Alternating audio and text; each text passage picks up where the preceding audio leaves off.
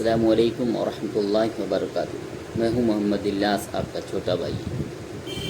آج ہم ایک حدیث پیش کرتے ہیں، آپ بغور سماعت ہونا، پوری ویڈیو آپ ضرور سنیں، اسکپ نہ کیجیے، تب آپ کو بات سمجھ میں آئے گی۔ حضور صلی اللہ علیہ وسلم کا ارشاد ہے کہ 3 آدمیوں کی دعا رد نہیں ہوتی۔ نمبر 1، روزہ دار کے افطار کے وقت کی دعا۔ نمبر 2، عادل بادشاہ کی دعا۔ نمبر 3، مظلوم کی، جس کو حق تعالی شانہ بادلوں سے اوپر اٹھا لیتے ہیں اور آسمان کے دروازے اس کے لیے کھول دیے جاتے ہیں، اور ارشاد ہوتا ہے کہ میں تیری ضرور مدد کروں گا، یا مصلحت سے کچھ دیر ہو جائے لیکن اس کی دعا ضرور قبول ہوگی۔ حضرت عائشہ رضی اللہ تعالی عنہا سے نقل ہے کہ جب رمضان آتا تھا تو نبی کریم صلی اللہ علیہ وسلم کا رنگ بدل جاتا تھا اور نماز میں اضافہ ہو جاتا تھا، اور دعا میں بہت عاجزی فرماتے تھے اور خوف غالب ہو جاتا تھا۔ دوسری روایت میں فرماتی ہے کہ رمضان کے ختم تک بستر پر تشریف نہیں لاتے تھے۔ ایک روایت میں کہ حق تعالی شانہ رمضان میں عرش کے اٹھانے والے فرشتوں کو حکم فرماتے ہیں، اپنی اپنی عبادت چھوڑ دو اور روزہ دار کی دعا پر آمین کہا کرو۔ بہت سے روایات سے رمضان کی دعا کا خصوصیت سے قبول ہونا معلوم ہوتا ہے، اور یہ بے تردد بات ہے، جب اللہ رب العزت کا وعدہ ہے اور سچے رسول کا صلی اللہ علیہ وسلم کا نقل کیا ہوا ہے تو اس کے پورا ہونے میں کچھ تردد نہیں۔ لیکن اس کے بعد بھی بعض لوگ کسی غرض کے لیے دعا کرتے ہیں مگر وہ کام نہیں ہوتا، تو اس سے یہ نہیں سمجھنا چاہیے کہ وہ دعا قبول نہیں ہوئی، بلکہ دعا کے قبول ہونے کے معنی سمجھ لینی چاہیے۔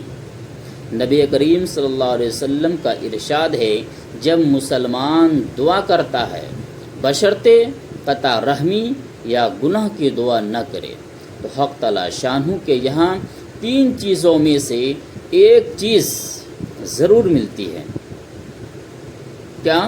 یا خود وہی چیز ملتی ہے جس کے لیے اس نے دعا کی، یا اس کے بدلے میں کوئی برائی یا مصیبت اس کو ہٹا دی جاتی ہے، اور تیسری، یا آخرت میں اسی قدر ثواب اس کے حصے میں دے دیا جاتا ہے۔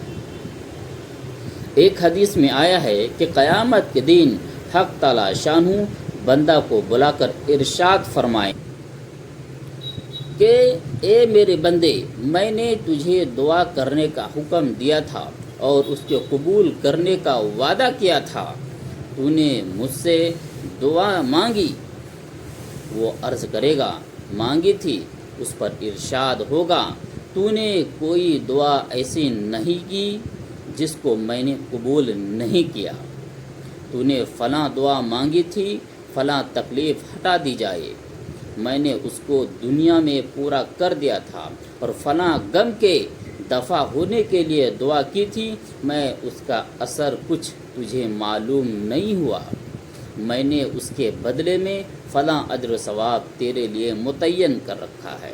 تو حضور صلی اللہ علیہ وسلم فرماتے ہیں کہ اس کو ہر دعا یاد کرائی جائے گی، اور اس کا دنیا میں پورا ہونا یا آخرت میں اس کا عوض بتلایا جائے گا، اور اجر و ثواب کی کثرت کو دیکھ کر وہ بندہ اس کی تمنا کرے گا کہ کاش دنیا میں اس کی کوئی بھی دعا قبول نہ کی ہوئی تھی، یہاں اس کے بقدر ثواب ملتا۔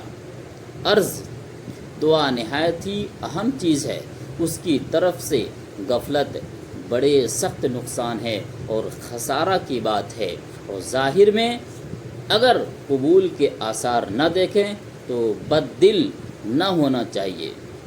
تو اس بات سے معلوم ہوتا ہے ہر انسان کو دعا کی اہمیت کرنی چاہیے، دعا مانگنی چاہیے، اللہ تعالیٰ اس کے دعا کو ضرور قبول کرتا ہے، اور رمضان کے مہینے میں ہر انسان کی دعا قبول کرتا ہے۔ تو اللہ تعالیٰ ہم لوگوں کو کثرت سے دعا کرنے کی توفیق نصیب عطا فرمائے۔ آمین وآخر دعوانا ان الحمد للہ رب العالمین.